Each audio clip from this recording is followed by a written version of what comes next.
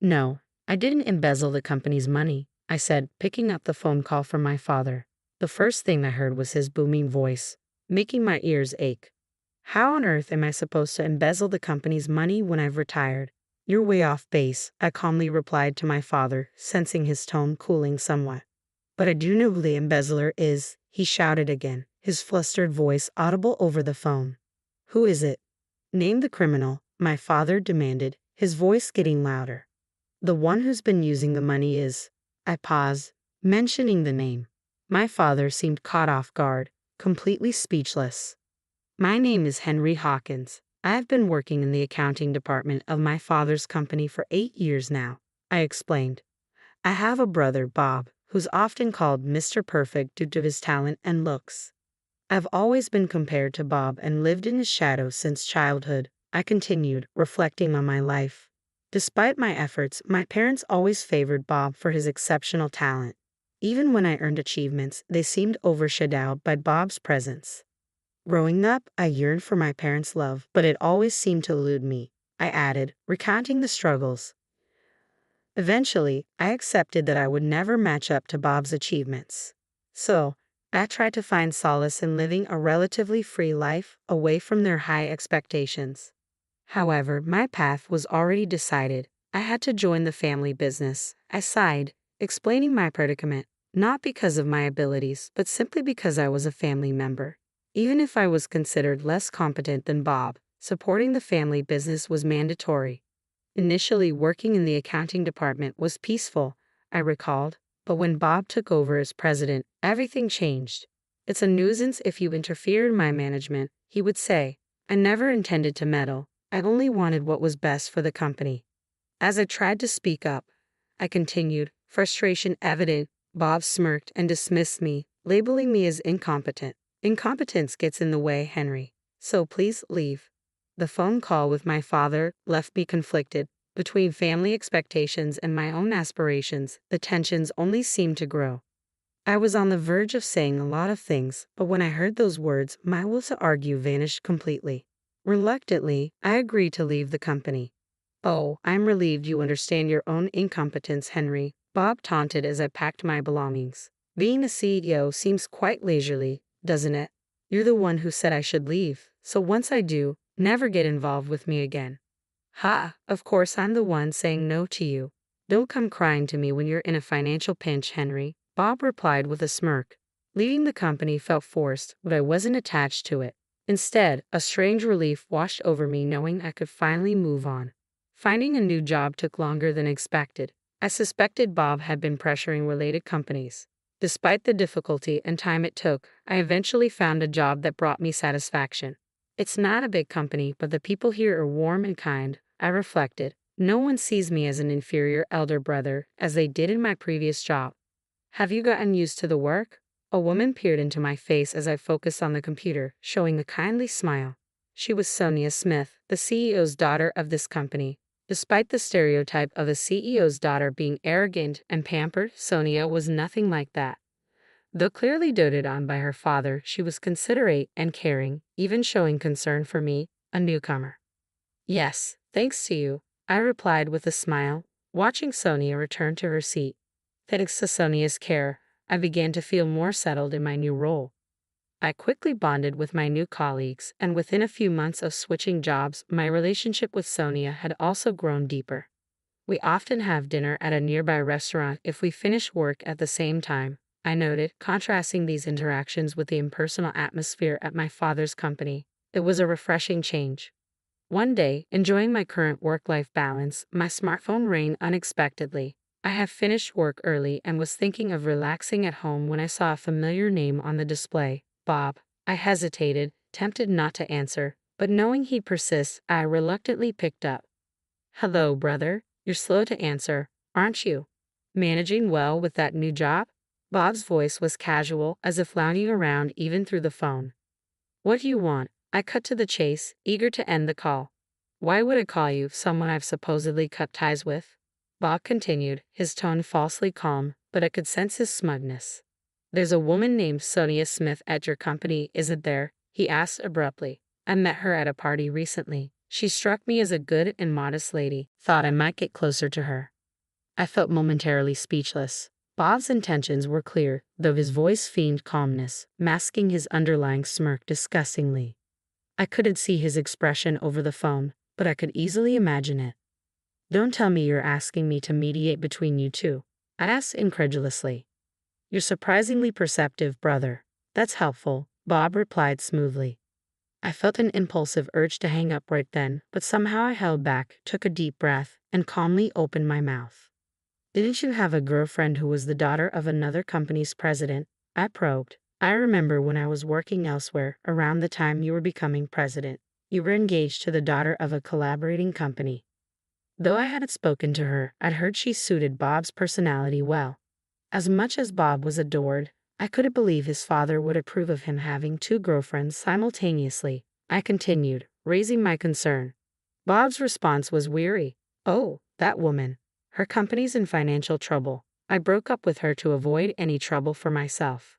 It was a typical story for Bob. Despite being engaged, he cleanly severed ties due to her financial difficulties.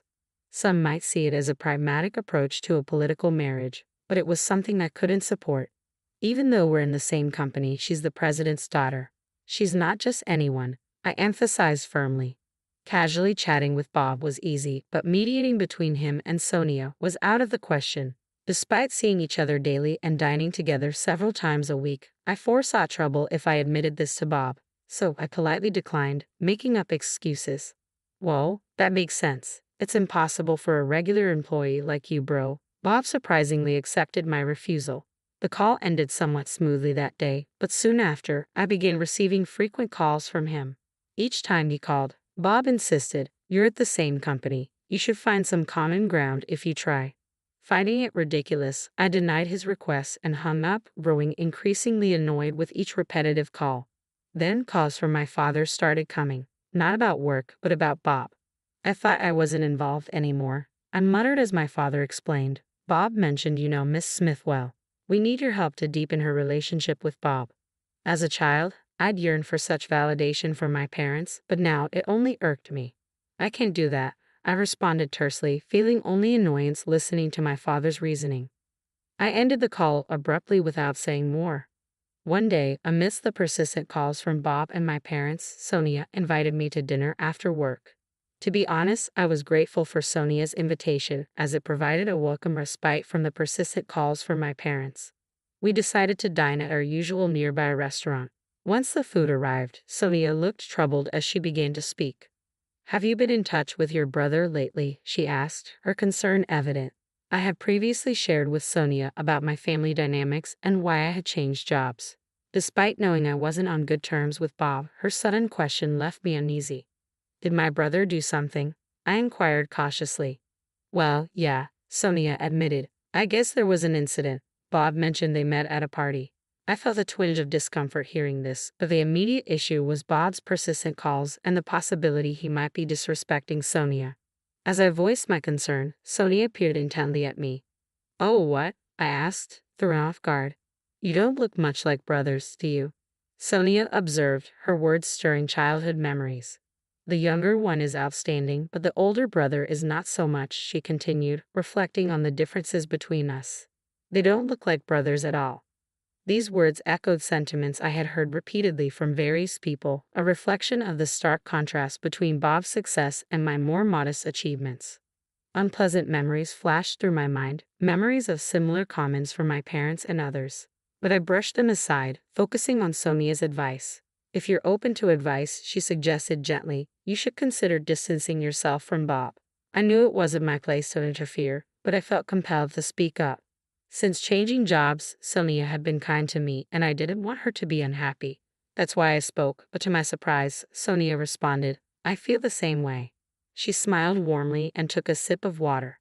"I'm not particularly interested in getting close, but my father is concerned." "Hey, do you know a secret?" she whispered conspiratorially. I was taken aback, but I replied cautiously, "Is it related to what I know?" "Who knows? It might be a different story," she replied with a smug smile. Several weeks after our dinner together, my phone rang. It was my father. Our contacts had been sparse lately, so I assumed he was too busy to deal with me. "Hello, Dad," I can't mediate, I started, but before I could continue, he cut in sharply. That's not why I called today. Have you embezzled money from our company? His sudden accusation caught me off guard, and his yelling stunned my ears. I briefly considered shouting back, but I understood the gravity of the situation. How could I, having resigned, embezzle company money? That's a ridiculous accusation, I retorted, trying to keep my composure. Well, but my father's voice faltered, then calmed somewhat. I sighed heavily, steeling myself for what I had to say. But I know who the embezzler is. What?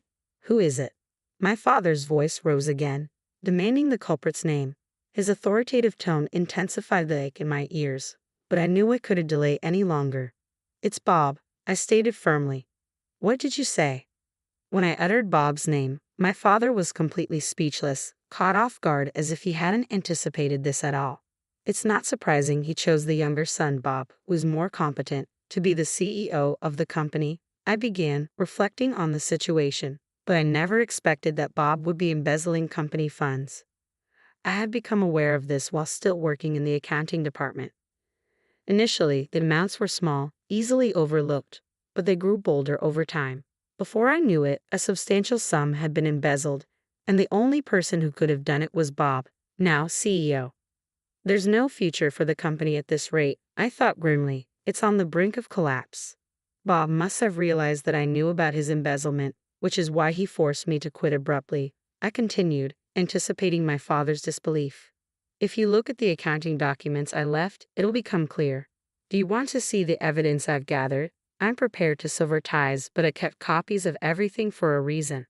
My father, who moments ago had said he couldn't believe it, fell silent at my words. But that's not all, I pressed on. The money he embezzled is being used for an affair with a married woman. A married woman? My father's voice shifted from surprise to utter exhaustion. This was news to me as well, I admitted. Sonia told me about it during one of our dinners together. The CEO, who cares deeply for his daughter, found out and is furious with Bob, especially since he's always around Sonia. At this rate, the company is headed towards bankruptcy, I concluded, knowing this was likely the first time my father was hearing the full extent of the situation. I heard a weak voice from my father, and I listened silently as he spoke. Can you help me out with some funds? Can you talk to the president of your company for me? If we can form a partnership with the Smith Group, we can turn our company around. He sounded as if he had just come up with a brilliant idea. In reality, I knew that partnering with the Smith Group was likely the only way to save our struggling company. Yet as my father asked for help over the phone for the first time, I felt an overwhelming sense of indifference. I'm sorry, but I can't, I replied calmly. I've already severed ties with all of you. What? My father's voice rose in disbelief, but I ended the call before he could finish his sentence. After that, my father and Bob called me repeatedly, but I blocked their numbers, finally freeing myself from the constraints of my family. It felt even more liberating than I had imagined. In the end, Bob went bankrupt not long after. He was left with debts, and my parents, who had always treated me as incompetent, were now being pursued for repayment. Do you ever worry about your family? Sonia asked curiously as we shared a pasta dinner after work. Since that incident, I felt closer to Sonia than ever. We spent almost every day together now, and I knew I needed to gather courage soon. No, I'm fine, I replied with relief. I'm relieved to hear that, Sonia said with a smile. I'm really glad you're nothing like your brother. What do you mean by that? I asked, pausing to drink some water. It means you're not like him, Sonia replied with a mischievous grin. Realizing that her words no longer hurt me, I was pleasantly surprised. It's a secret, she laughed happily. Watching Sonia like that, I felt an even stronger desire to spend more time with her to protect my current company and Sonia. With that thought, I made a firm resolve